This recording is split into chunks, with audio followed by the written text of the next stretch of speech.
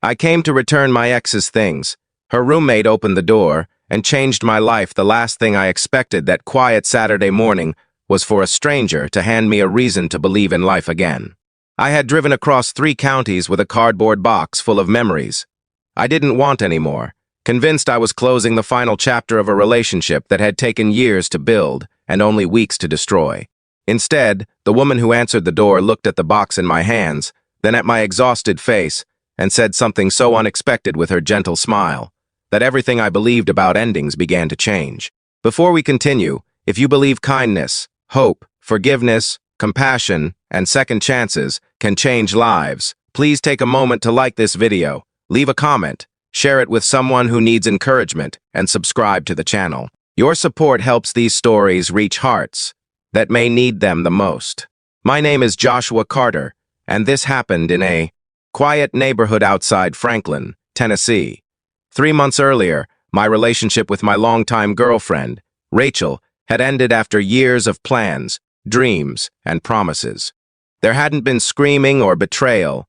Sometimes people simply grow in different directions. But that truth didn't make the silence any easier to live with. I packed away every photograph, every birthday card, every sweater she had forgotten at my apartment, hoping that returning them would finally allow both of us to move forward. The driveway felt strangely familiar as I parked. I remembered helping paint the porch one summer and planting flowers along the walkway. Those memories felt like they belonged to someone else's life. I picked up the heavy box, walked to the front door, and took one long breath before knocking. Rachel wasn't home. Instead, the door opened to a woman I had never met before. She introduced herself as Grace Collins, explaining that she had recently rented the spare room after moving from Ohio for a nursing position at the local hospital. She apologized that Rachel had left unexpectedly to help her mother after a medical appointment and probably wouldn't return until evening. I felt awkward standing there holding years of my past. Grace noticed immediately. She quietly offered to keep the box safe, or if I preferred, I could wait inside until Rachel returned. Something about her calm voice carried no curiosity, no judgment, only kindness. I accepted a glass of iced tea while deciding what to do. As we sat in the living room, surrounded by afternoon sunlight, conversation came naturally. Grace wasn't interested in my failed relationship. Instead, she asked what I enjoyed before life became so complicated. It was such an unusual question that I didn't know how to answer. After thinking for a moment, I admitted that I used to build handmade furniture with my grandfather before he passed away. I hadn't touched my woodworking tools in over a year. Grace smiled warmly and told me the hospital where she worked partnered with a rehabilitation center for injured veterans. Many patients wanted to learn woodworking as therapy, but they had no instructor. She said she didn't know why, but listening to me describe my grandfather made her think I belonged there. Her words stayed with me long after I left the house. Rachel eventually received the box without either of us reopening old wounds. Our conversation was respectful, brief, and peaceful. For the first time, saying goodbye didn't feel like losing. It simply felt honest. A week later, I found myself standing inside the rehabilitation center's workshop. The room smelled of fresh pine and sawdust, reminding me of afternoons spent beside my grandfather's old workbench. The first class was small.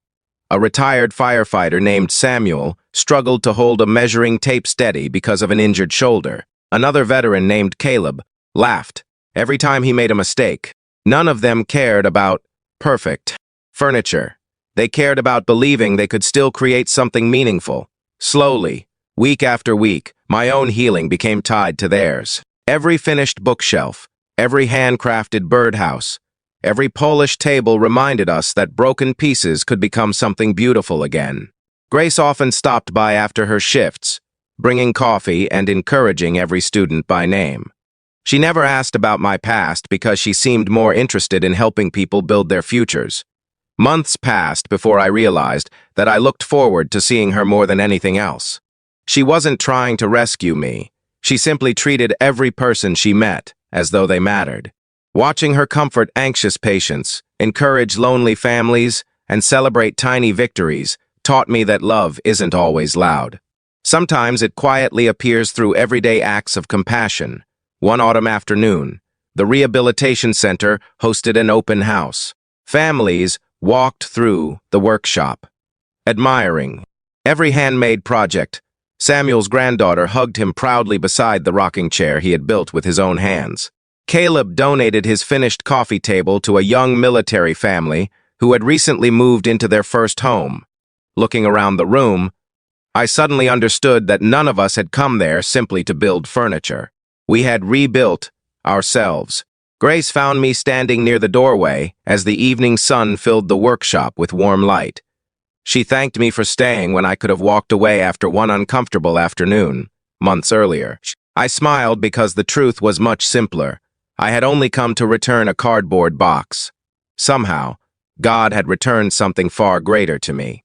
If this story has touched your heart even a little, please support the video by liking it, sharing it with someone who believes in hope, and subscribing for more uplifting stories that remind us kindness is never wasted.